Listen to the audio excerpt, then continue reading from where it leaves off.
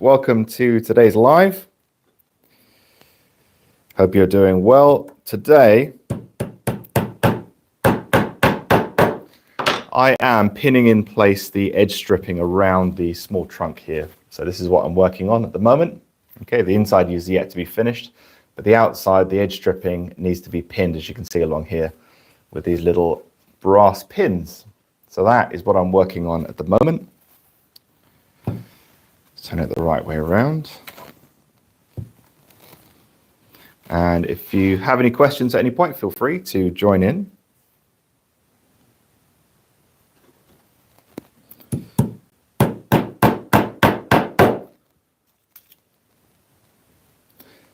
So these are tiny little 10mm brass pins, very delicate. Some of the heads have a little split in them, so I have to keep checking them. It'd be difficult to get out. It's vegetan leather, and it would be very difficult not to mark. So if they're not perfect, I'm not using them.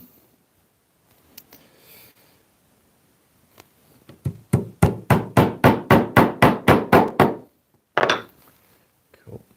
Welcome in, guys. Thank you for joining me. So the first port of call, all these strips have actually been marked. There's like a little mark from a roundel on each edge. So I'm using kind of a modified woodworker's awl here, which I've just finished off the end there. As you can see, it's slightly slimmer than normal. It's not square-sided anymore and polished, so it slips out easily. But essentially, I want to make a channel or like a pilot hole. Essentially, instead of using a drill bit, I'm using one of these.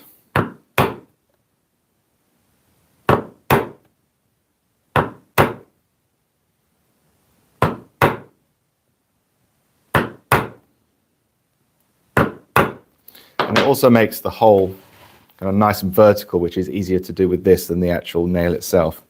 So it helps it to stay true as it's going in.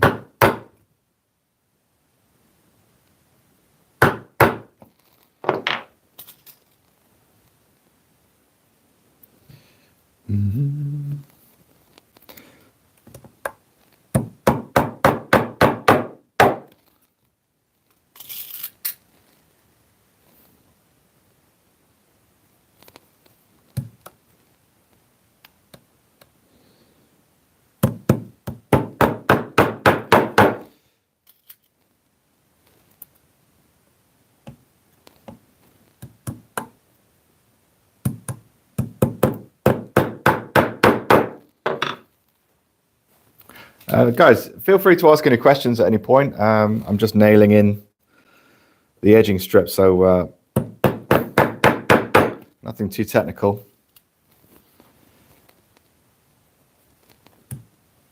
I'm trying to do this freehand instead of using these little small pliers that I do have on hand, just in case I'm struggling to hold these little tiny 10mm pins, but so far so good. I don't like the head on that one. Oops.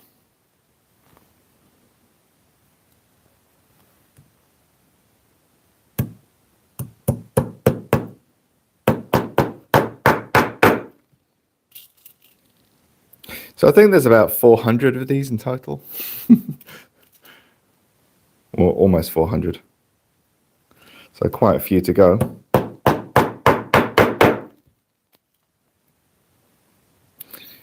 And these are solid brass pins,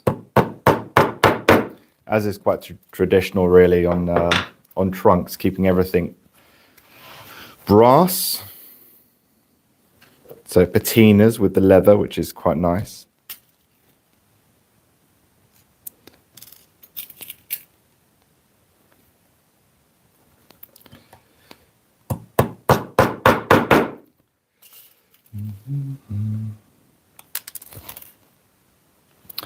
Guys, I just want to double check you can hear me okay. Sometimes this microphone is temperamental that I've got on here. Ooh, that was a good catch. But yeah, there's a split in the heads of some of these. It kind of looks like Pac-Man. I've used the same brand before, and was it 13mm screw nails, pins, but they're just a bit too long for this, and they were absolutely fantastic quality. And these are just not that. I mean, the good ones are fine. It's just keep getting splits. Oh, you hear me fine? Good, good, good. Just want to double check. I have done lives before where I'm going for like 10 minutes of talking, and then finally someone says there's no sound. I was like, no.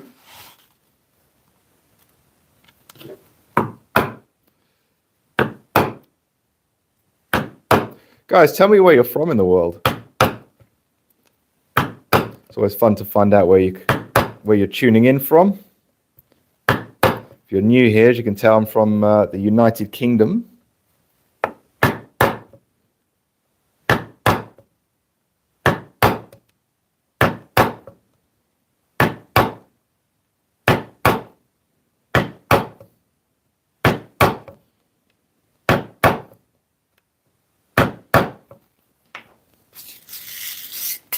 Austin, Texas, says Robert. Lawrence from South Africa. That's cool.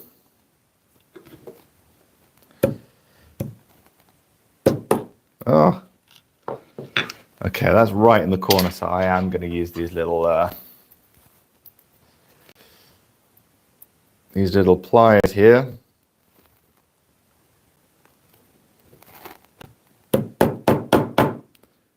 You have to remove them before you hammer them down, otherwise you mark the leather with the pliers.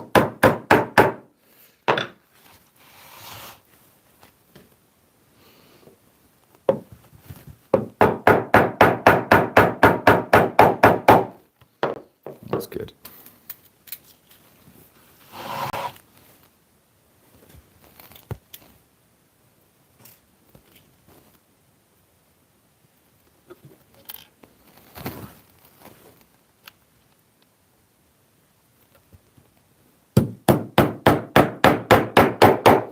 We're almost done. I just finished filming the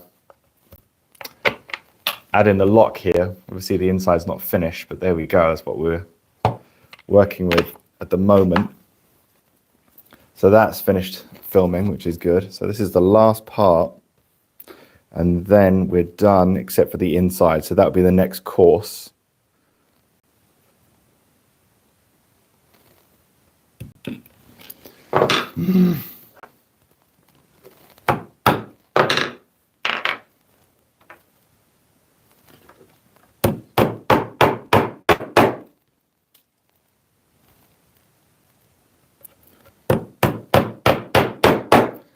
Find a rhythm with this.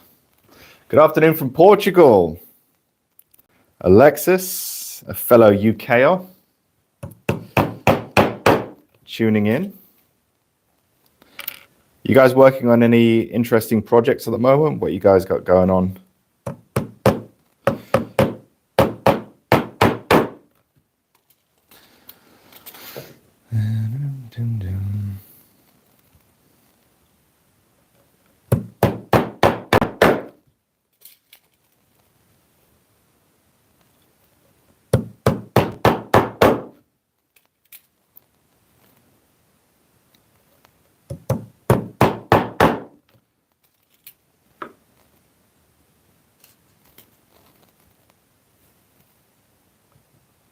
So far, it's like every fourth pin is no good. Such a shame. Probably the batch.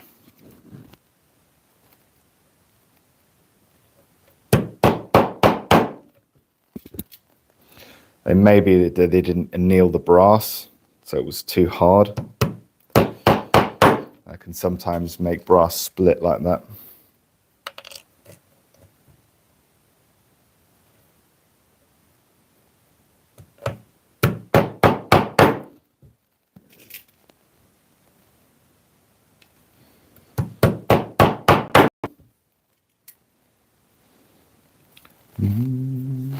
Tiago says, I've got a few bag handles and bag straps to replace and some watch straps to do.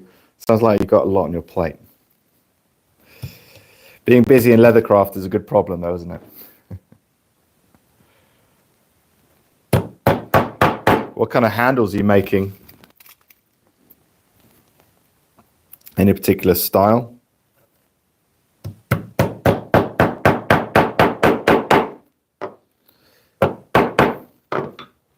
Robert says, I'm working on an art project with an embossed eagle head on a feather, very 3D. Oh, that's interesting. When you say like embossed, you like leather tooling and that kind of thing, like a Western styles. Is that what we're looking at?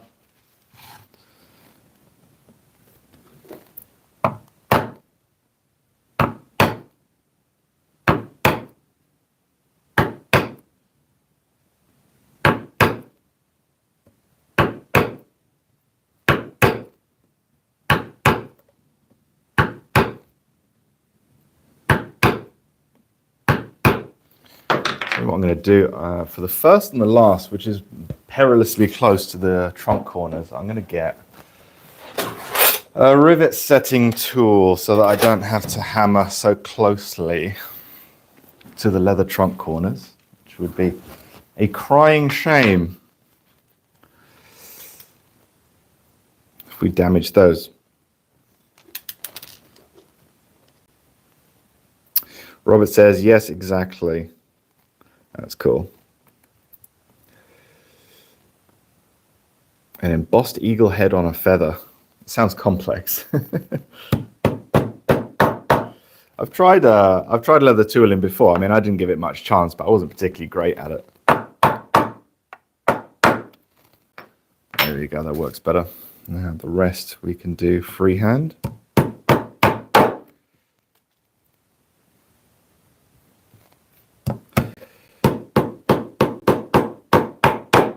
Can't wait to see all this patina, the leather and the brass parts. Get a bit of age on it. The Saffiano won't change much because it's pigmented chrome tan leather, but the edges will be nice. Robert says, I may be over my head on this one. Never, never. I'm sure it'll be just fine.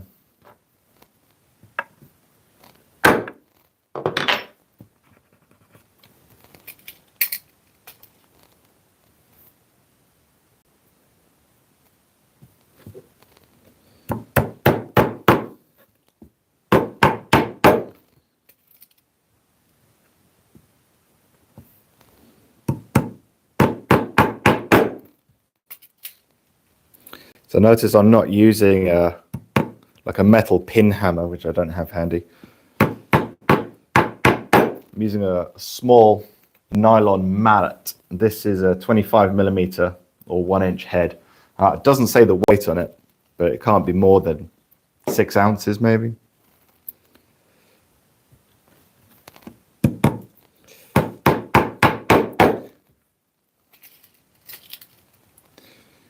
And so can anybody tell me why I'm not using a metal-headed hammer or a pin hammer? I'm using nylon instead. Couple reasons really. Tiago says, I'm mostly trying to emulate the original work. Arco's a restoration. The handle is wrapped with the connection to the metal in the middle and the wrap to make it more comfortable. Interesting, interesting. Doesn't sound too easy. Good edification is it's difficult to see from this distance. Love the beautiful work. Thank you very much. Pep Leatherwork says, tooling has a bit of sculpting mindset and takes practice. Yeah, definitely. Yeah, my first foray into tooling was my first leathercraft project, actually. It was a knife sheath, and it had a maple leaf, an embossed maple leaf. But I didn't emboss it into the knife sheath. I created the maple leaf and then attached it to the knife sheath. It wasn't too bad, to be honest. Of course, then, because I didn't know what I was doing, Sometimes I'm kind of this person that just dives into the project and I'll figure it out as I go along. Sometimes it works, sometimes it doesn't. But I ended up coating the entire knife sheath and the tooling with polyurethane wood varnish. And then I didn't like the finish, surprise, surprise. So I soaked the whole thing in acetone to get it off. And then I melted beeswax in it and stuck it in the oven. The thing is, it still looks good to this day. I mean, it's hard, but it worked. Yeah, so unbelievably, I mean, it's laughable now, but you know what? You learn a lot from your mistakes, I can tell you that, and I've made a few of them.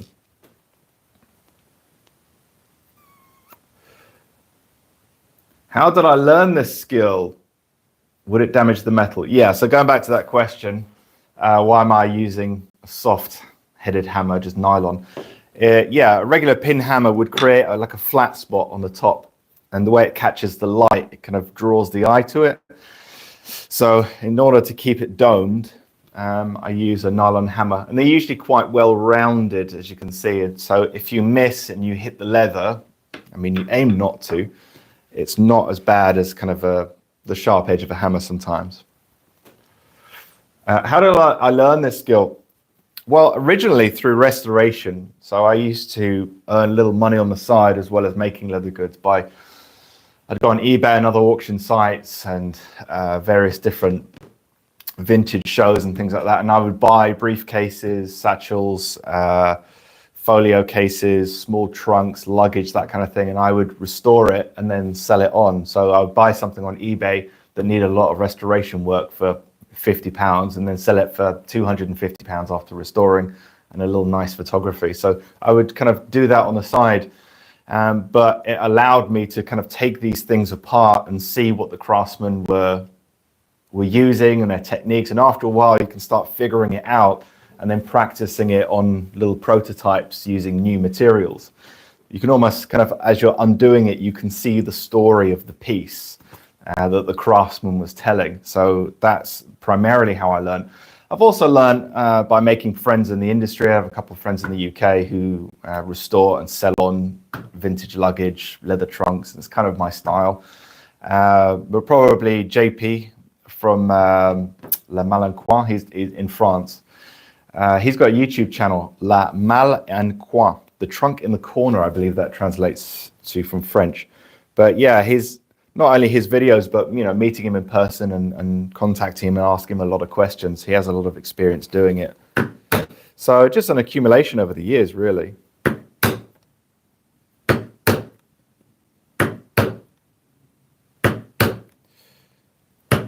I remember one guy I met in the UK. I went to his house actually. He made a lot of money shop fitting with like vintage luggage and all that kind of thing for, I think, at Ralph Lauren and a few others. But he also kind of bought, restored, and sold on. And I remember once I went around to his house and we were looking at all different pieces of luggage because we were looking to start a business in doing modern luggage. It didn't work out between us, but I remember once, you know, it's like I've always wondered about this technique and how Louis Vuitton do this particular hinge or whatever it was. I can't remember now. And he kind of looked at the piece and he's like mega wealthy. Like and he sees all this stuff every day. It wasn't as special to him. I mean, it was sacrilege and he repaired it all afterwards. Well, his staff did, but he just starts ripping it apart with pliers and, you know, that kind of thing and opening it and go, oh, that's how they did it. So it was an education, you know, and some of those things I'm passing on in this course. So it wasn't all for waste.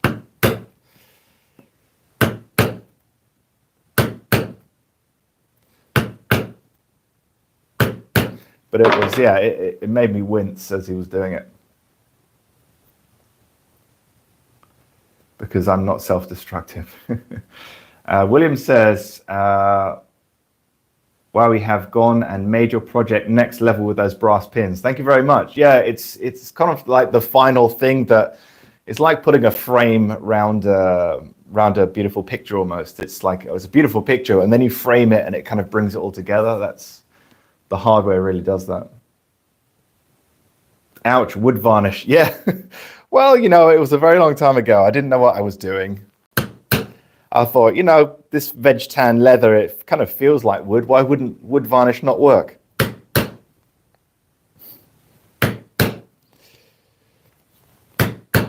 To be honest, I mean, other than the hideous look, and you could never treat it with anything as it aged because it's like a barrier. As long as it's on something that isn't highly flexible, doesn't need to flex all the time, it probably wouldn't be terrible, especially if you thinned it down. But for longevity reasons and aesthetics, I don't think it's the greatest idea.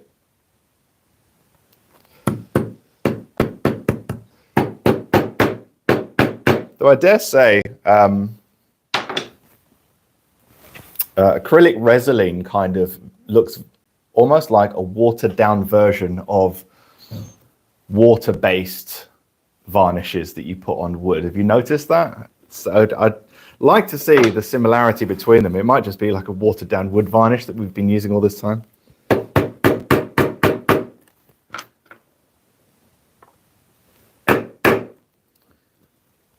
So yeah, so this, I'm using a rivet setter here. As you can see, it's domed and polished, so it doesn't really make any effect on the, certainly doesn't give it a flat spot.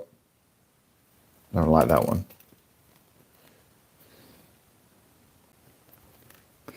For those wondering. So the idea of the, using the kind of the modified wood awl to make a hole is just to press these in slightly, just so they hold upright.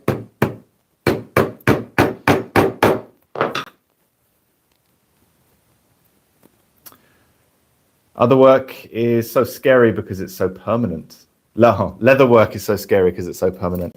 Yeah, you can, you know, I mean, like most things, you can only cut once, but once you've made the stitch holes and they're in the wrong place, or yeah, it's very final. But you know, it comes with practice and it comes with confidence, and you have to realize that you're going to make mistakes. I've certainly made mistakes. I just talked about one.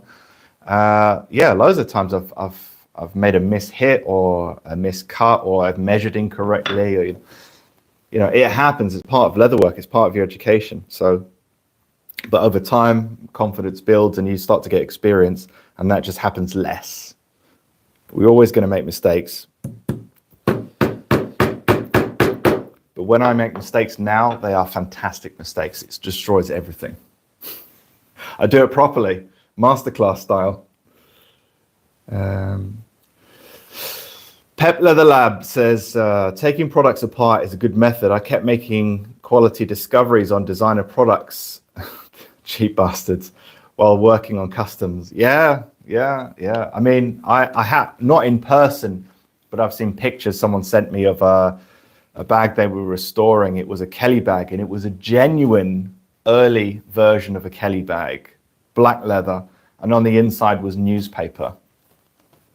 I don't know, I can't guarantee that that wasn't someone doing a repair a long time ago, but the age of the newspaper matched very closely the era, and there would be no way within that time frame that you would need to kind of take out what the original, you know, whatever it was, and then replace it with newspaper. But yeah, I mean, that was popular. The amount of times that I've seen leather work and it's paper, newspaper, cardboard, restored loads of briefcase handles, and the filler is literally a massive triangle of newspaper rolled from the thick side towards the point, and it creates this taper, and it's just kind of using paste glue, and it holds together, and you place it over, and then you wrap the leather around and shape it and everything. And you're thinking, I can't believe it's lasted that long, some of the materials that they used back then. But yeah, you know, these days you'll still see some of these cheap materials in very expensive bags, because at the end of the day, as long as people don't realize it and it's not exposed and it does last long enough, then you know, it pleases the shareholders essentially.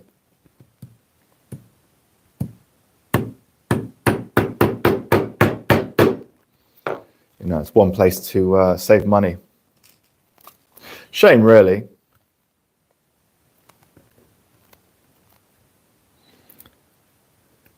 But I suppose if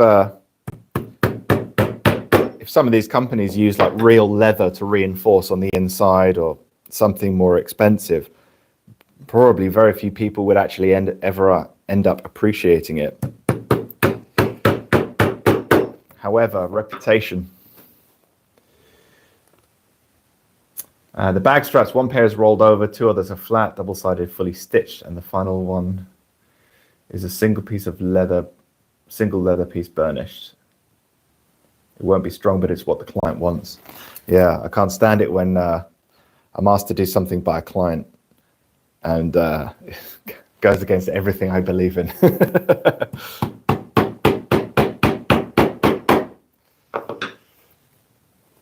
Pep Leather says, yeah, Resolene, I like it, but find I'm watering it down to reduce the high gloss.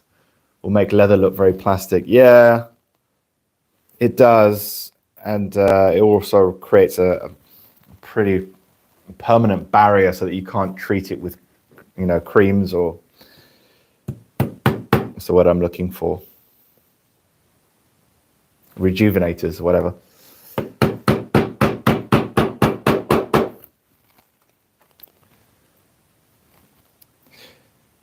But yeah, if your leather, you know, is going to get wet all the time or something, then maybe.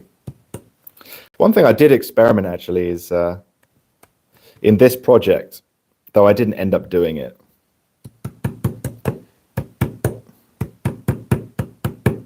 Don't hit the lock. Is because these edges are leather. A lot of the time they're made of Louis Vuitton, Goyard, Moyna, and a few others. They use vulcanized fiberboard. LV calls it Lozine or Lozinage, which is the process of applying Lozine.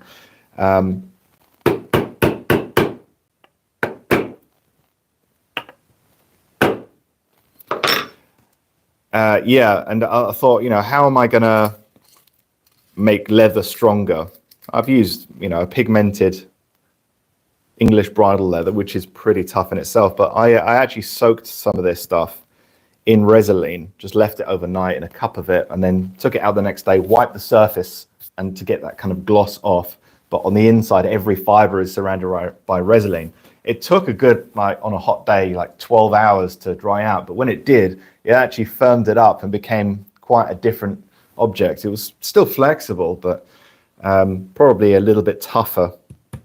If I had more time, I'd try different things other than Resolene to see what works.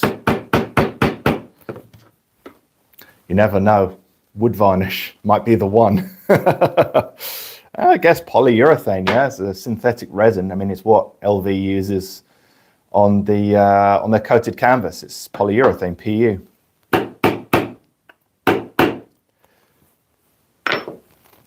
And it's not flexing all the time. Maybe I was onto something.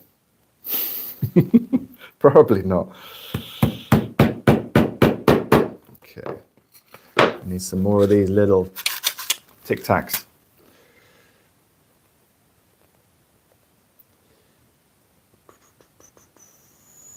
Out of them all, the hardest for me is the single leather piece burnished. It leaves no room for mistakes. Everything is up to the leather. Yeah. Is finishing leather like finishing wood in that you want to seal the surface to protect the surface? Yes and no. If you seal it, as in seal it from everything, so air cannot permeate very well, or you know, you can't put any creams or anything into the leather because there's a barrier on the surface, then it's not destined to last that long, especially if it's something that where you're asking it to flex and move around. If it's something that's static, you can take a little bit more liberty in that sense, but ideally you want it like a wax finish or a very light finish on the top. Something like bag coat is fine for vegetable tanned leather, but generally speaking, when you put these finishes on the top, if it sits on the surface, you get that kind of gloss finish which someone mentioned earlier. and gloss is generally stronger than something that's matte. So anything that has a mattifier in it to refract the light, generally it weakens the mix. So there's not many matte things that you can put on leather. But you know, oiling leather or waxing a leather or using some kind of high quality finish on it just to keep it moisturized, keep the moisture content in there, keep the oil content in there is all you really need to do. But it's not quite like finishing wood. Wood, you can literally put a barrier over the top. You can paint it with several layers of paint and it's not going to, you know, necessarily dry out or crack in the same way. Wood is a little bit more versatile, less finicky in that sense.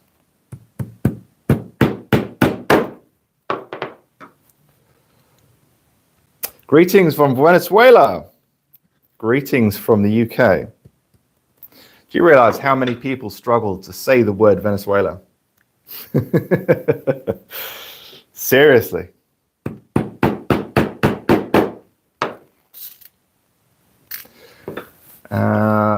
Not the fan of the polyurethane stain.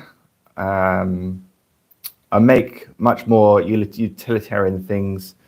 Have you seen Tulex? No, I haven't. No, I haven't. I'll probably forget because I got a couple of lives to do. But if you do have the chance, if you have a link to it, if you wouldn't mind sending me the link or just leaving it below or something and in the comments after the live, I'd be appreciative. I'd like to check that out.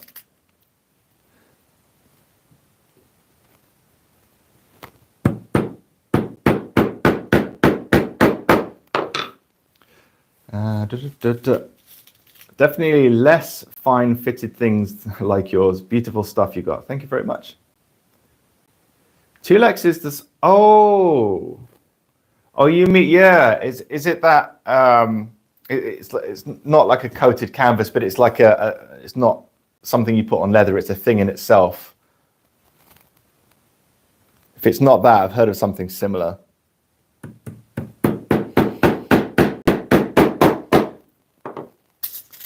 Pretty much like a faux leather, like a hardcore faux leather that lasts longer. If I'm thinking of the right thing.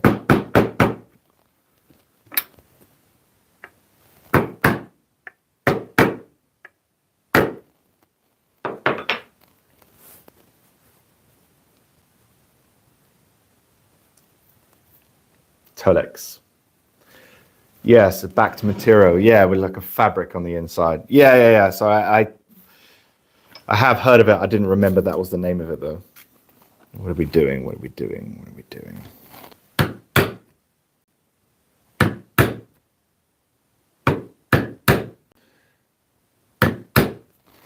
So I'm doing these front bits now. So just done all along here. So this strip is done, as you can see. So just doing down here now. This is where the opening is on the inside, and we have no rivets exposed, so that's no pins exposed, which is good.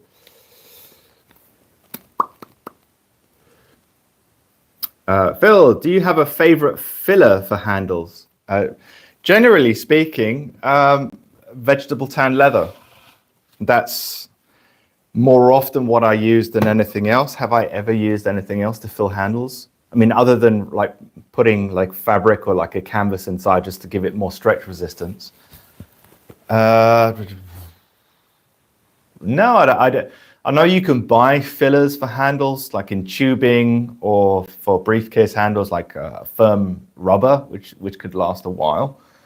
But I like to use leather cord, multiple layers of vegetable tan leather, firm, like soling leather, if you can get hold of it, the one you make leather soles for shoes. Or another one that's really good is leather that's vegetable tan and compressed, which is really firm for flooring tiles. Very bougie. That works sometimes. Hard to cut though. Makes me wonder if it'd be good for this.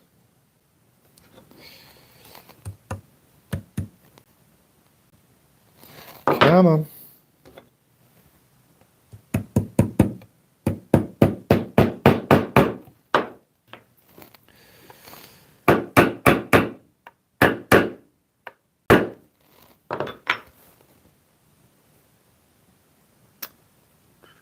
According to Google, it's a Tolex is a premium heavyweight fabric backed vinyl.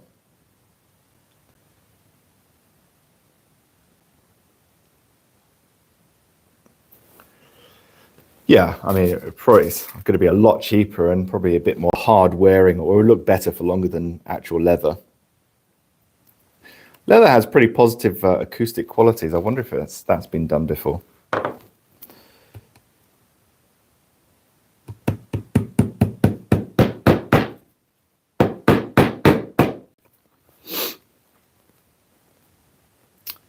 William Simpson says, I used it on my hand-built tube amp. Worked great.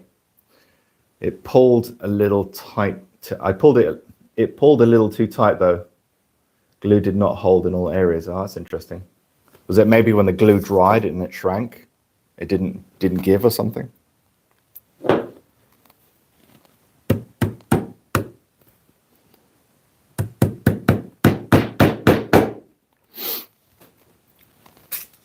Herman says, hi there, it's been a while since I caught a live.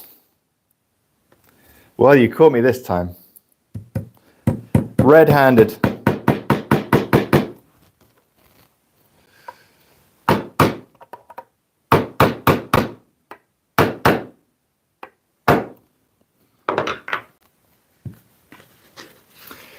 Tiago says, what's your thought on calling things that aren't leather, i.e. vegan leather, PU leather, faux leather?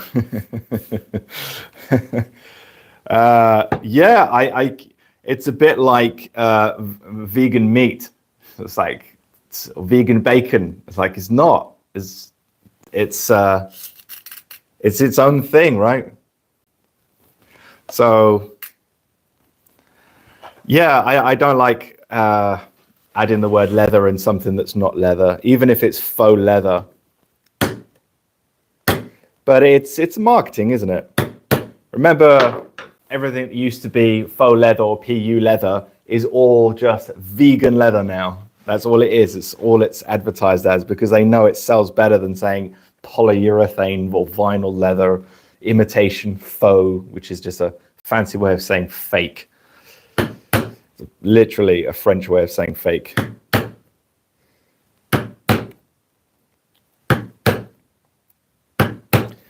Yeah. Vegan leather, just pure plastic on fabric, probably also made of plastic. I remember someone sent me some pineapple leather very kindly once just to check it out. I mean, it was, not to be rude, but the most awful version of any material that I could ever imagine the misfortune of having to use. It was just really like a fiber, like it's almost like someone scaled down, you know, those coconut fiber mats that you wipe your feet on, but somebody just painted heavily on one side and that was it. And it's just pineapple fibers compressed and glued into place. But the glues and the coating over the top is made of plastic. So it's like, if you're trying to make this sustainable material, reusing coconut fiber, pineapple fibers, you know, I get it, but you know, leather is still pretty sustainable. I mean, I don't want to get into such a contentious argument, and you might say, okay, you know, but feeding the cows is also not sustainable. You can pretty much make an argument for anything, but you know, we've been killing animals for hundreds of thousands of years and they're still alive, you know, crazy.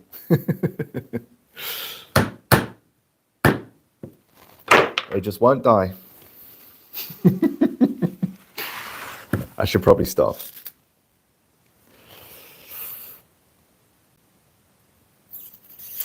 William says, I used a roller to press it down, thinking maybe I should have hammered the glue instead. Interesting. Not too sure.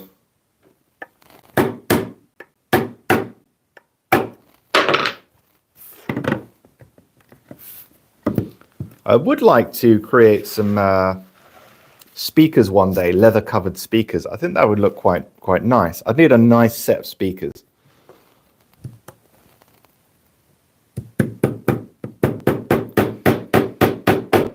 maybe like a set of Bowers and Wilkins or Yamaha or something like that, and then just wrap them. Don't like that one. I want the prestige of leather without using it. Yeah, pretty much. I've seen some cactus leather. They claimed that they had achieved an 80% cactus on the material with cotton back. Interesting.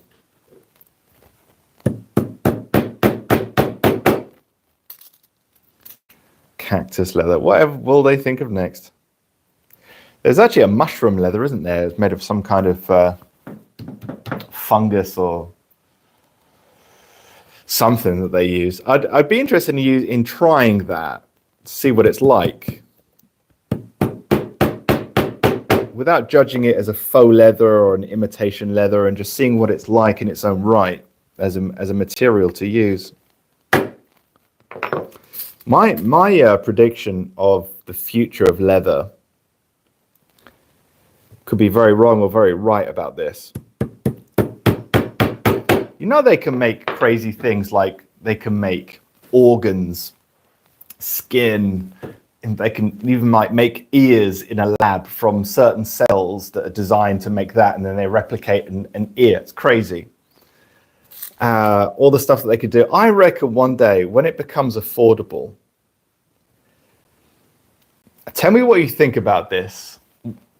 You could potentially get cells that could replicate an animal's skin, like cowhide or calf hide or whatever.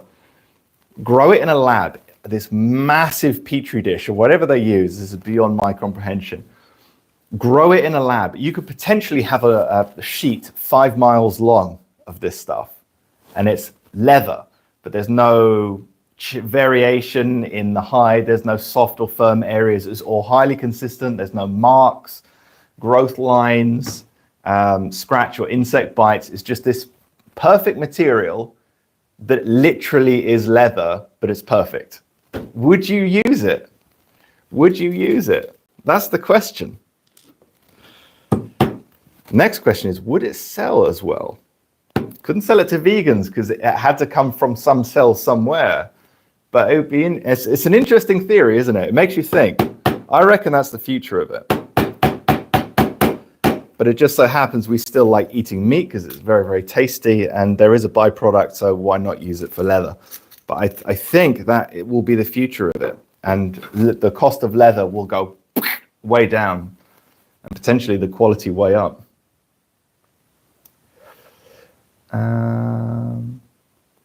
You're thinking of growing hide. Ostrich has been around a while now. Yes, it has. Yeah, leather as a speaker cabinet would have some advantages. It deadens the resonance of the cabinet, which is ideal for fidelity of transmitted sound. Interesting. Guitar players like the tweed covered cabinets. Yeah, I've seen that. That looks quite cool.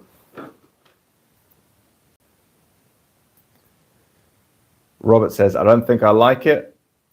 Aiden says, dinosaur leather. Oh man, imagine if that was possible. You could have T-Rex leather.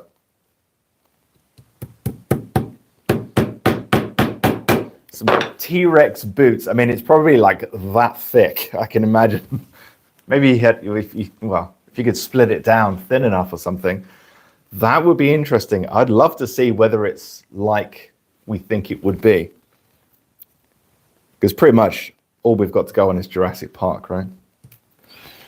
Dinosaur leather, wow. Yeah.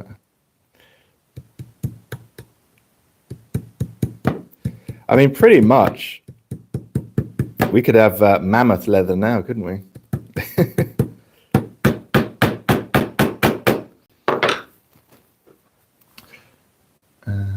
From what I've seen, the cactus leather feels like chrome leather, but needs to be folded edges because the cotton back, it soaks in the paint. Yeah, I guess it would do, wouldn't it? Now that you gave someone the idea, maybe it will happen. I like the imperfections. See, that's, that would be my point as well. I like the imperfections because it's what gives it character, right? I mean, how interesting would somebody be if you met them and they've never done anything wrong or made a mistake in their entire life? You'd barely even trust them, wouldn't you? You've never messed up. You've never done anything wrong. No, I just sat here in this chair the whole time.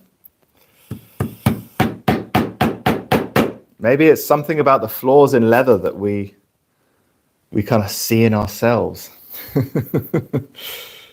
That's something, isn't it?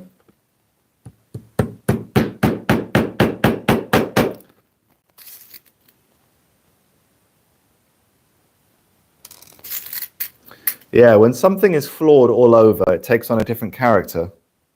It's like the first time you buy a nice watch, the first scratch is always the most painful. Then after a while, each scratch just tells a story and you're okay with it. We don't mind the imperfection. It's just one imperfection. Okay, I'm going to have to redo that, make it a little larger. Will you fit in there now, please? Thank you.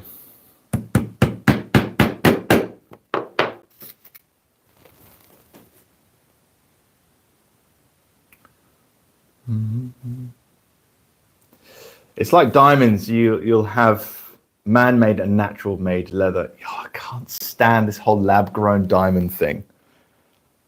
I can't stand it. No, just the natural is better. I mean, can you imagine proposing to someone and the moment they find out it's lab-grown? I mean, if they're very eco-conscious or they're that way inclined, they might like it. But most people are going to go, I don't know, or at least they'll feel it inside. It's like, that's not the best.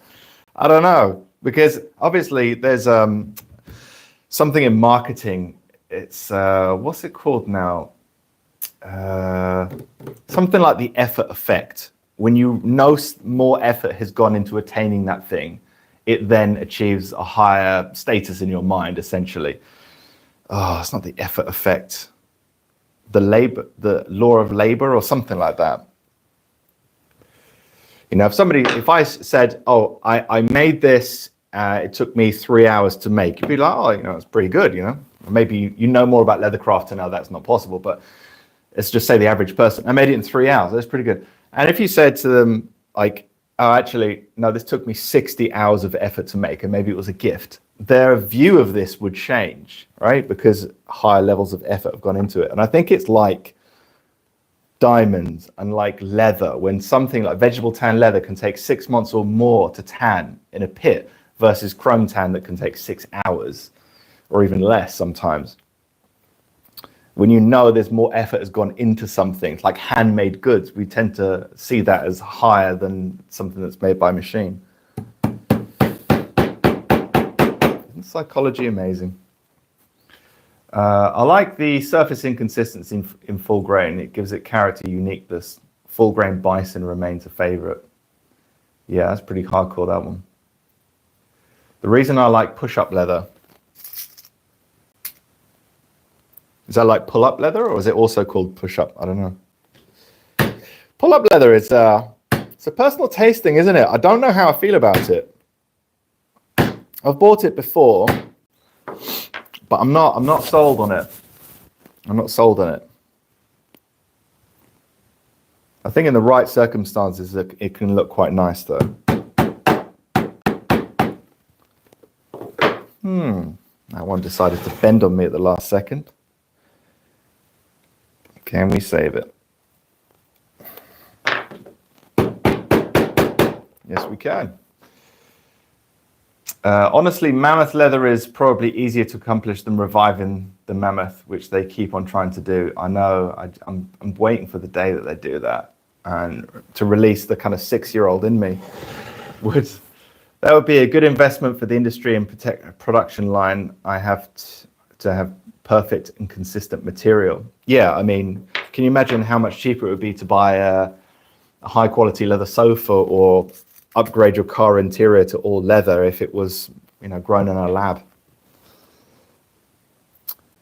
It's like a scar you gain when you're a child. When you grow up, that scar becomes a memory. Yeah, I have a nice big one on my hand. It reminds me of stupidity. And I was fully grown up when it happened. It's especially when everyone knows De Beers hoards diamonds to keep the prices elevated. I'm not everyone. I didn't know that. I mean, I know who De Beers is, but yeah, I mean, I can understand you have to keep diamonds at a certain price range to keep that #1 status. Can you imagine if one day you woke up and it had been raining diamonds in the night? Every single diamond, the value of it would immediately drop. So I kind of get it.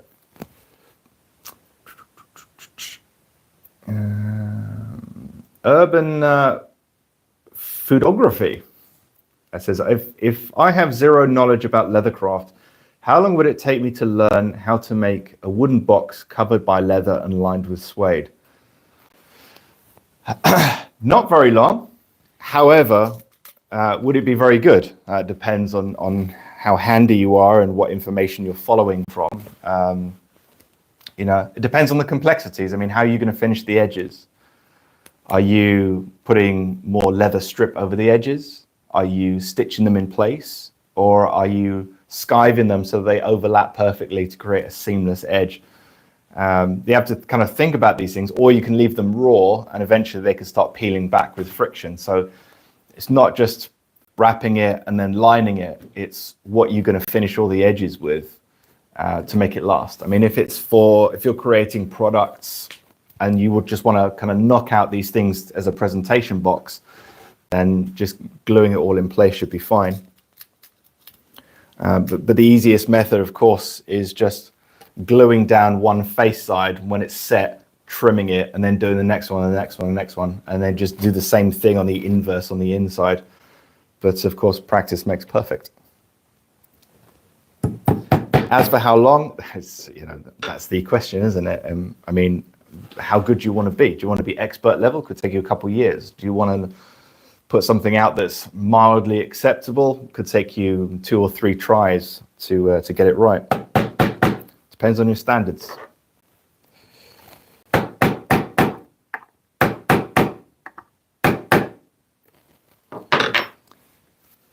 Okay, a few more, and then I'm going to call this live. I'm going to switch to Instagram so that I say hello to the Instagram crowd. Like Hermes, it takes a lot of effort to buy a Birkin, so it's more valuable. Yes, inside joke there. Heron imitation mastodon leather. The answer to the next time someone asks me what it's made of. What's a mastodon now? I know it's some kind of prehistoric creature. Mastodon. I can't remember what that is now. It's on the tip. I can kind of see it. Can't remember.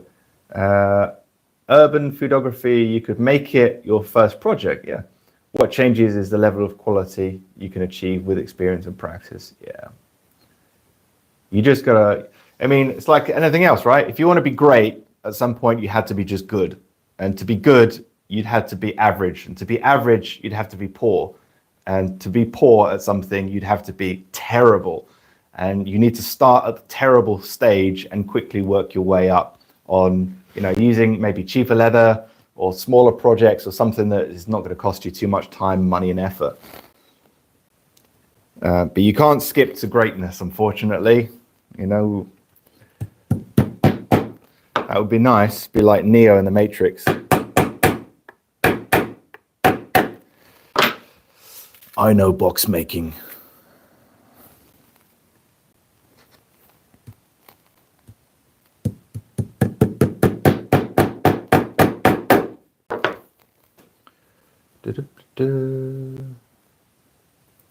William says, yeah, you're probably right. Pull up leather. Each piece is unique. You'll never get two the same. Whenever I use wax pull up, it's usually paired with another color that matches the undertones. Oh, that's interesting. The pull up flex is lighter. Yeah, that would look quite nice. Leather is a never ending journey. We think we had the discussion previously. Yeah. I mean, would you want it to have an ending? Where you've reached a level where you just can't improve anymore? You'd probably just get bored of it after a while, wouldn't you? It's the constant search of improvement, for me anyway, that's It's the really interesting part of it.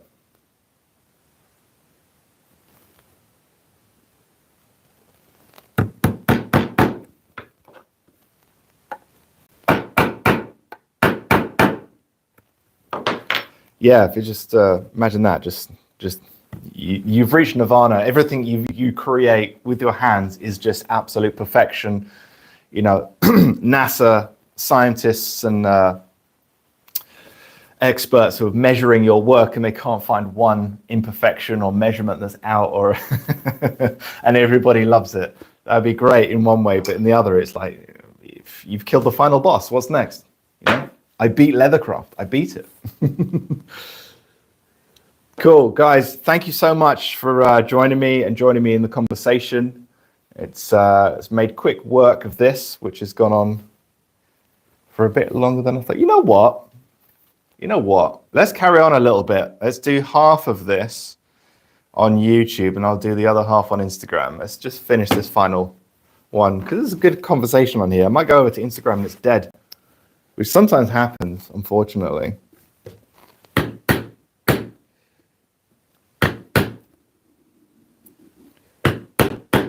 If you can hear that, that's my belly rumbling.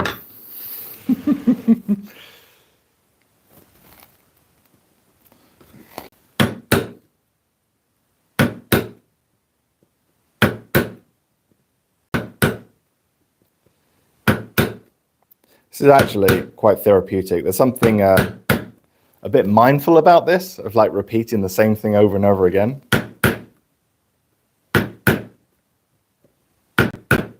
But you can almost mentally just check out, but you still need to focus. So it just kind of frees up your mind. Sometimes there's just something fun about doing repetitive work.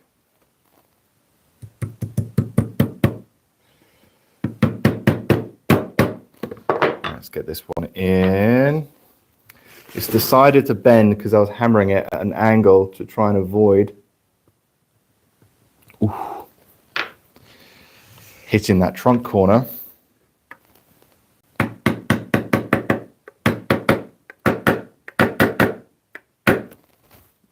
Beautiful. I just had a faux leather turkey sandwich. Was it a meat alternative turkey sandwich? What's that one? That tofurkey. Tofurkey. God.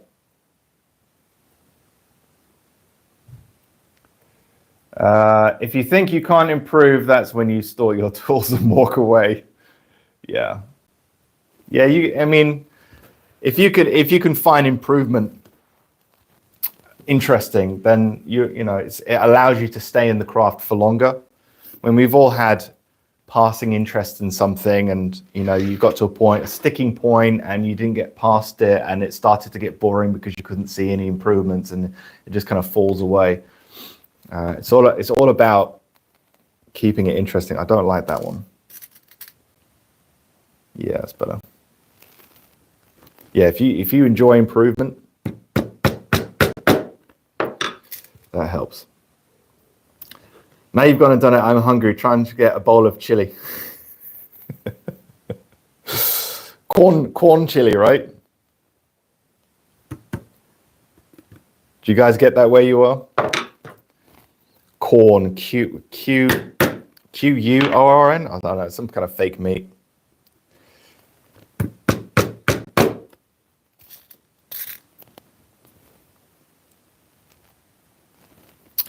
What is going on? These are closing up.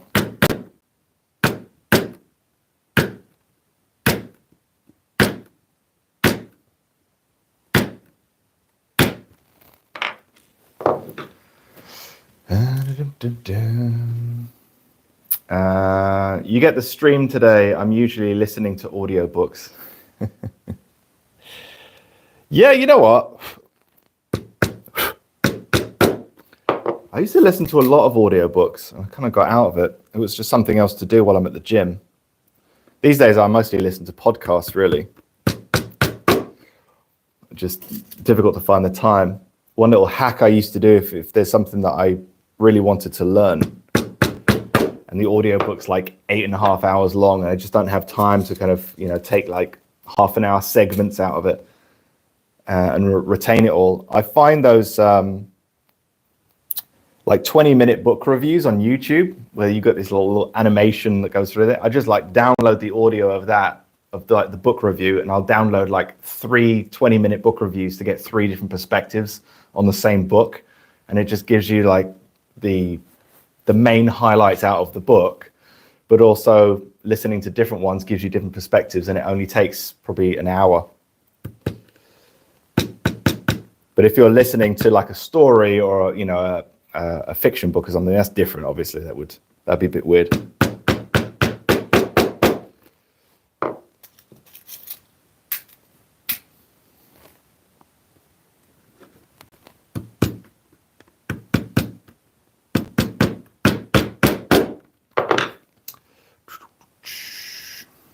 I think most of us get our start in repairing leather items. Mine was boots, belts, and harnesses whilst at sea so long ago. Oh, were you in the Navy or Merchant Navy? I've made some AI-generated pictures and see if I can make them real. Some are just rip-offs from other brands, but sometimes some unique ones show up. That's interesting. That's interesting. I getting a design done by AI is probably not that far off getting lab-grown leather. It's some people are going to like it, and other people, if they found out, are going to absolutely hate that. It's really interesting. Imagine someone had a painting on the wall and you found out it was actually AI and you really liked it. Would it change in your opinion? But yeah, getting inspiration, it's interesting. Yeah, never thought of doing that. I mean, I've discussed with people before the idea of using AI to, say, create patterns for a bag or something like that. Potentially, you could get it to do that. But imagine getting halfway through a massive build and realizing nothing adds up. That would suck.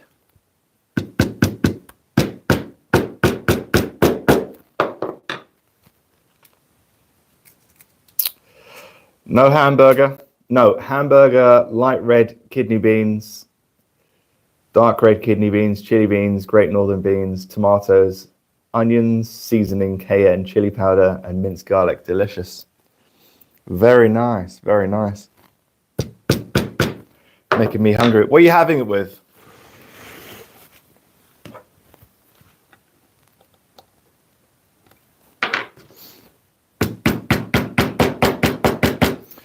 Rice, jacket potato. No, that's from the bad pile. What tool did you use to mark the location of the holes? I'm here late, so it may have been asked already.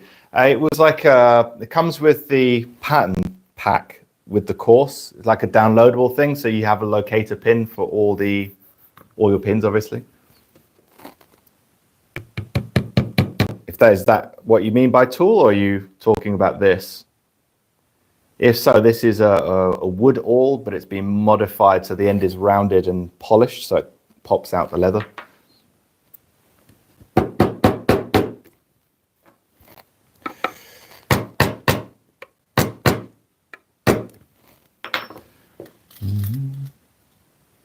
Usually just bread and butter.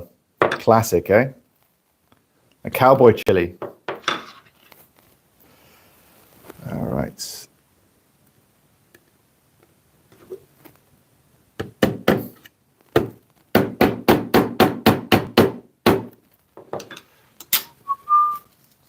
Tiago says, I've seen some very weird bags. I usually get the picture of the bag from different angles and see if I can make a pattern from it. That's interesting.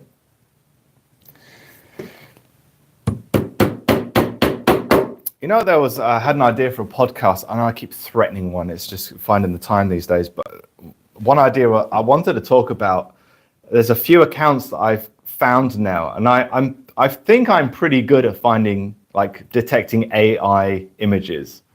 I've made a game of it before at home, see if I can detect it. But anyway, there's one and they're making these fantastic looking bags, incredible. And you look at it, and I'm breaking it down in my mind, going, that's just not possible. It's not possible to do that. That stitching doesn't go anywhere. It just kind of withers away into the ether. It's just something's off about this. And that was a while ago. It's probably a year ago now, at the point where we're just kind of realizing that you can make really convincing AI images. I was like looking at this thing going, this isn't right. Someone's maybe made a computer generated version of they've not really understood construction very well, and it was an AI. And there are companies now selling bags, and they're coming out with AI images of bags that they'll never be able to create, but it just gets interest, and people in the comments are like, oh my God, I need this, and all that kind of thing. I don't know what you're going to do with that, because you can't make it. But it's really strange. And it started to become a world where you just can't trust a picture. I mean, AI videos still suck to a certain extent, but images is becoming harder and harder to detect. How easy is it going to be now to take an image of a finished edge that's not very good, and you put it in AI and tell it, I want you to take the edge of this product and make it look like it's pure gloss and it's flawless. It's not going to be long before people do that if it's not already here.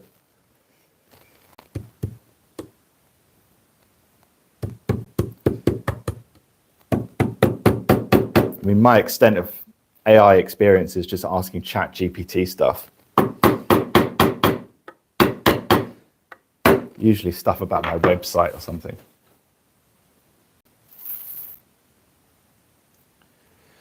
Do the pins ever fold instead of seating all the way down? I mean, it's probably about 1 millimeter wide, and the stem length on this pin is about 10 millimeters. Well, it is 10 millimeters, so it's quite stiff. I mean, if this was twice the length, then by the time you've hammered it in, you want to be really careful. But no, it shouldn't fold. I mean, what I'm doing is going through each hole and just creating a pilot hole for it to go into that's just a little bit smaller than the nail itself, or it compresses back to something a bit smaller. So you can kind of press it in a little bit to hold itself and tap it in. So it naturally wants to fall into that pre-made hole from this tool. So it makes life a little bit easier. As everything, AI is just another very powerful tool that can either be used for useful things or harmful things. Yeah. It's changing the world and the way we do things in a very strange way, isn't it? I mean, I still look at AI videos and it creeps me out. It looks exactly like a nightmare, even if it's just an AI advert for Pepsi or something like that. Just seeing like they open their mouth a little bit too far, or their eyes go a bit too wide, and it's just like, oh my God, this is nightmarish. And it feels like that in a lot of things. AI.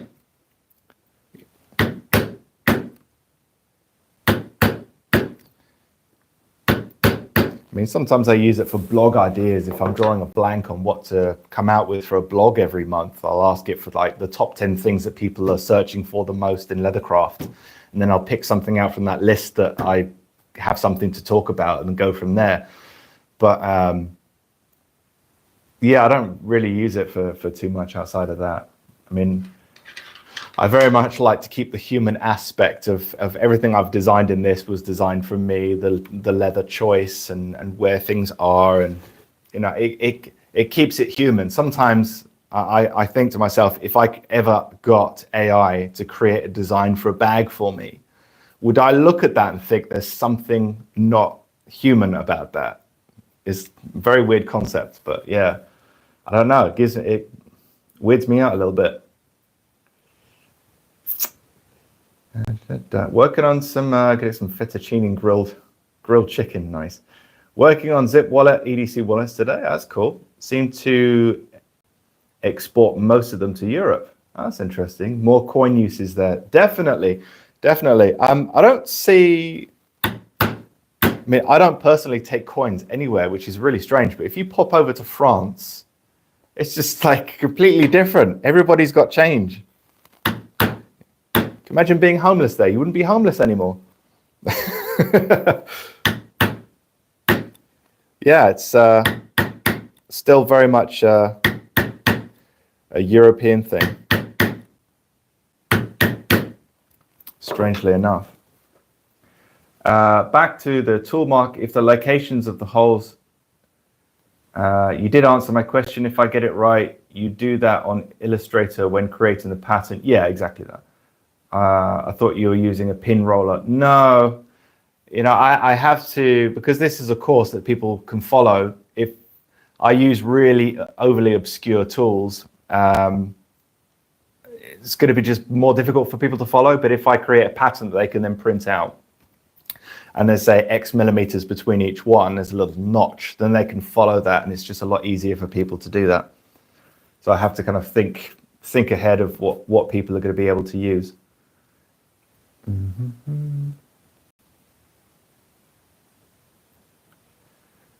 Okay, that makes sense. I was just asking because there's a problem with nails at my job. Oh, that's interesting. I mean, are they brass pins, and are you hammering them into soft materials like, you know, 2 layers of leather and then into a plywood? I guess it depends on the medium. I mean, they sometimes go off center a little bit, like they've just done now. I'm using the tool just to bring it back because I'm hammering it at a bit of a weird angle to try and avoid that trunk corner. And finish it off with this.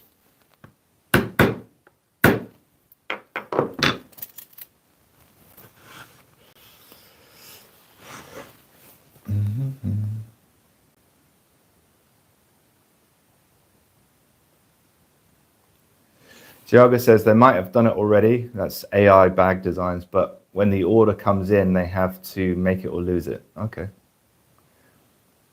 Herman says, I like using ChatGPT to draft things since I usually struggle with starting something despite having an idea.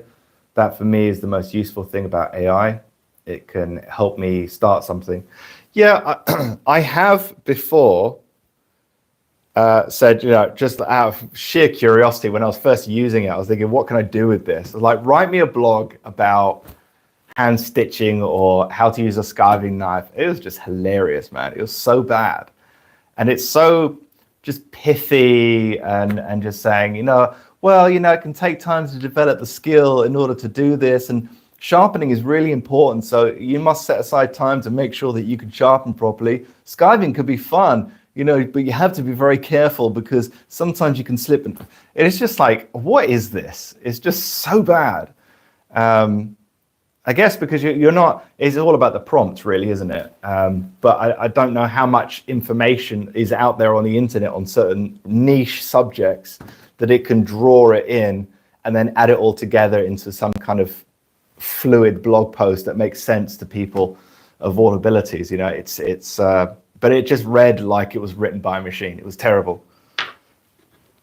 But yeah, I wouldn't use it out of principle because I take pride in my work, whether it's digital work, the filming, blog posts, podcasts, discussions, lives, everything that I do, you know, I do with a certain level of passion. And if I've used somebody else's images or somebody else's videos, even somebody else's techniques, I don't like doing it because it's just not mine. That's probably mainly ego, really. So I wouldn't consider that a great thing. But hey, I have the self-awareness to know that.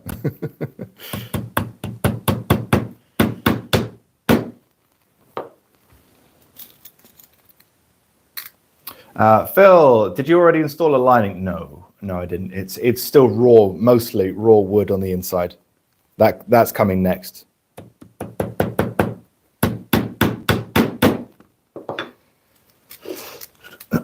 Maria Nichols says, I have a question.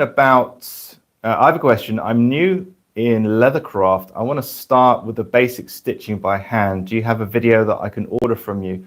I could do one better. I have a free one.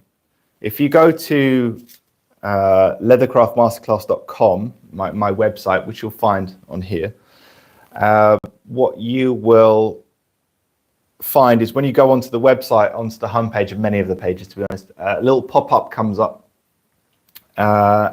offering a free tutorial on how I hand stitch. So I took videos from 2 cameras at different angles so you can see how it's done, and I'll take you through the process. That's free of charge, so just enter your email address, and then once that's sent, I will send you back the link to watch the video. It's designed for beginners, so it's very simple. Simple to follow. It's actually one of the videos from the beginner class. That is, I believe at the current time, it's £27, and it's a series of 9 videos that go from basics of cutting, edge finishing, hand stitching, but on a very, very, very, very basic level, like literally from zero, enough to get you dangerous kind of thing. So it's specifically for people who have no knowledge whatsoever. But it's one of the videos from that, and I give it away for free. Pep says, not me, I shout from the fields. Philip taught me how to do this. Yeah, I'm more looking at it in from, if I see a technique that I think, oh, that's really cool, but I don't want to kind of teach it as if it was my technique in some ways, because I kind of feel bad that somebody else put the time and experimented and came up with that. Even if I could just look at it and work it out kind of thing. But I mean, I'm not the first person to bang a pin in a trunk. I'm not the first person to make these trunk corners. They're not my design. You know, the shape and the materials and the construction, there's 80% of it is stuff that's been done before. There's only 20% of it that's really my input from this. Some courses have a little bit more input from me and some have a little bit less, you know. But if I know that there's someone, especially somebody that I respect their skills, and I see the way they do something, I don't really want to throw that in a course. There is one that from a friend of mine. He used to be a teacher for Hermes, as in the, what's it called? The École something. I can't remember what the name for it is now. Anyway, it's a school where they teach the Hermes artisans. Anyway, he used to be a teacher there. And he created this beautiful wine holder, and it's box stitched, and it's a wooden base, box stitched with alligator. And he makes this and sells them. And it was not exactly a simple project, but it's not too difficult to do. And it just looks amazing, and it holds a wine bottle in suspension. And just like a centerpiece for a table will be incredible. But I couldn't do it because it's kind of his idea to do it. So I didn't even want to ask him because I just felt bad, because he'd probably say yes, but be a bit miffed. He's that, you know, he's a nice guy. But yeah, I mean, I'm sure at some point I've unknowingly taught something and it was, you know, somebody else's perfected technique, but I wouldn't knowingly do it.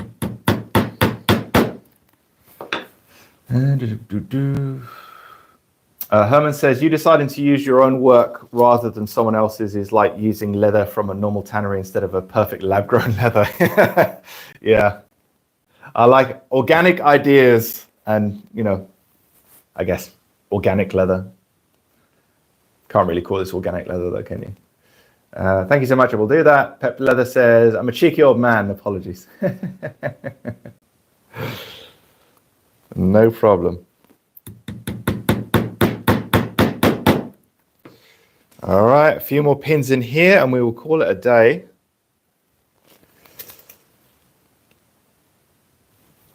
And they are slowly improving. Maybe it was just the last few pins on the top of the pile that were not great.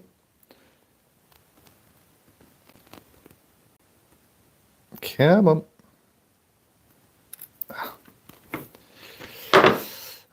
I get it in position, then I lift my finger and it sticks to my finger and pulls out.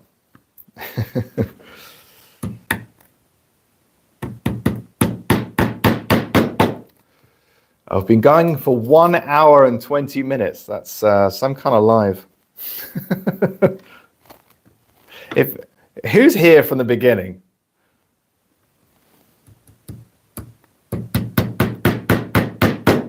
Surely there's nobody here from the very beginning.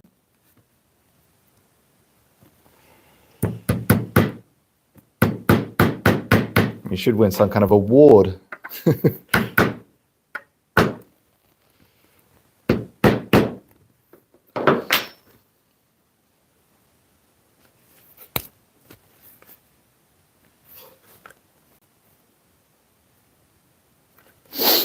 All right, just inspecting the heights. There's a couple there.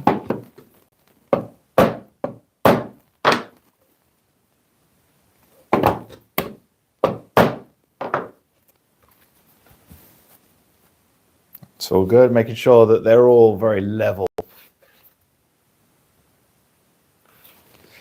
And just one on the corner there.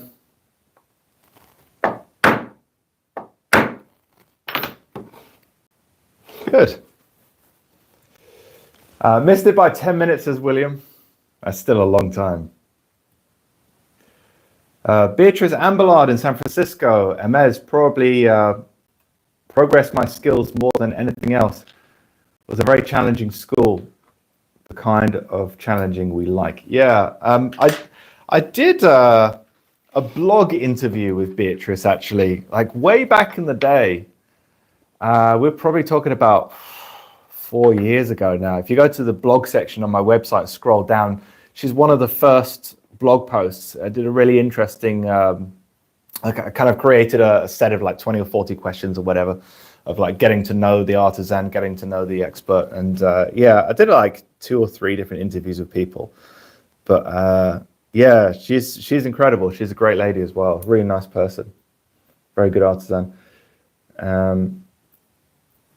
Here since the sideways try. The sideways try? Trying to think what you mean by that. Herman says, in regards to the techniques, I think that if you put the work into practice something until you do top quality work with it, you can call that yours, even if you didn't develop it. Yeah, there's something about that, isn't there? Oh, the sideways try, as in the, yeah, sorry. Yeah, the beginning of this live, I tried to have it in horizontal mode, and it wouldn't let me do it. It wouldn't let me carry on, and it said it was going to end my live or something like that. I don't know why give the option if YouTube. I don't pretend to understand it. Yeah, when you had to restart. Yeah, that's right. I totally forgot. All right, so that's what I'll be working on today. Okay, someone mentioned the inside. Don't know the noise of that, and that's the design of the lock. I'm not taking ownership of that, but this is the sound it makes. That's loud. Wondering what I can do about that, because it's just hitting itself. It's not hitting the trunk. It's just hitting itself. The hasp is hitting the faceplate of the hasp above the hinge. But if I wonder if I could put like a little leather piece there or something. I'd probably want to remove these rivets and then rivet the leather piece in, maybe with the logo on there, so that it hits that, but then it's going to deform it over time. And have a little think, see what I can come up with without disrupting the beautiful look. I'm quite happy with that. But on the inside, right now, as I mentioned earlier, it's literally just raw wood, guys. Okay, so that's what we have. Happy with the lock. It's very quiet on close. This is it. I don't know what that sounds like on the microphone, but it's quiet. It's quiet. Cover some part of the hasp with leather to dampen the noise. Yeah, but how to retain it? I mean, I could glue a piece of leather on, but how long is that going to last on polished brass? I mean, I could wrap something around, but then again, if you wrap any thickness around the hasp, because it mates with the faceplate on the lock, you've now created a thickness. The lock won't close, and the catch won't go into it. So you have to think a few chess moves ahead and see what works. I was going to say initials or something on a piece of leather that would deaden it. Yeah, but that leather is going to get beaten up over the years of it constantly hitting at high speed. The spring on this thing, it's a vintage piece, right? It's like you can buy it. This is new old stock from Le Malencoin, what I talked about earlier. But there's only limited number of pieces, right? Because he'll get a batch of them from closed down factory or something like that. But they're not making them. But the spring on this is like, it's like the spring on an AK-47. It wants to go. It really wants to go. And I was thinking about tapping out the center pin on the hinge, and just maybe taking one revolution out of it or something, just to weaken it a little bit. But I thought, you know what, if I damage it, or I damage the spring, or it doesn't work out, finding a replacement or making a new one, it's just going to delay the course. So I just left it, but it springs open with some authority. Good Lord. Glow leather box for makeup. Yes, it's for my makeup. I'm Philippa on the weekends. Drill a hole through the hasp. Chicago screw through the leather. That's interesting. I think at this point, if I was going to do that, I'd probably go on the inside and see if I can show you. It's a bit tight. But you can see there on, or you might not be able to see. I don't know if you can see that. Yeah, you can see on the inside. So you've got two washers and the rivets are domed over there. So what I'd have to do is literally drill those out, probably with a diamond burr or something. Take them out and then use those. So like take a piece of leather, something to deaden the sound, and then drill holes in that and then put the rivets through that so that it all becomes kind of a bit more homogenized, is it? I guess is the word, or like a one piece. I don't know. I'll try and think of something. Maybe like a clear piece of silicon or something like that. Yeah, maybe. Just own it and call it the noise feature. Yes.